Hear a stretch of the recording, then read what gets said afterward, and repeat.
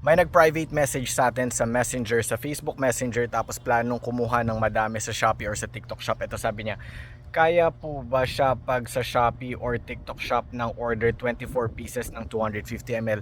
Yes, pwede ho. At saka sa mga ibang mga taong nagbabalak na umorder 10 pieces, 12 pieces, 50 pieces, kahit ilang pieces pa yan, ito lang po masasuggest ko sa inyo, kung pwede nyo pong hatiin yung order ninyo ng madaming orders para hindi siya isang malakihang parcel. Kung 24 pieces yan, napakalaki po niyan.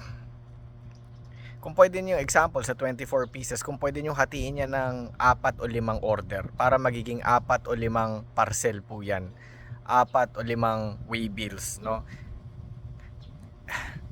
Kasi kahit anong tindi ng pagbabalot ko, hindi natin may iwasan sa mga warehouses, may mga nagbabalibag na mga malalaking items eh.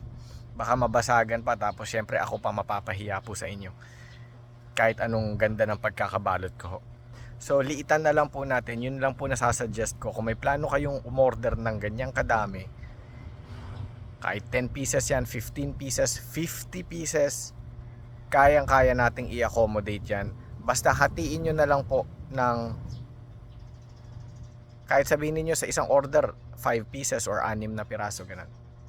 Kasi kung isang parcel po yan, one parcel 24 pieces, napakalaki po niyan.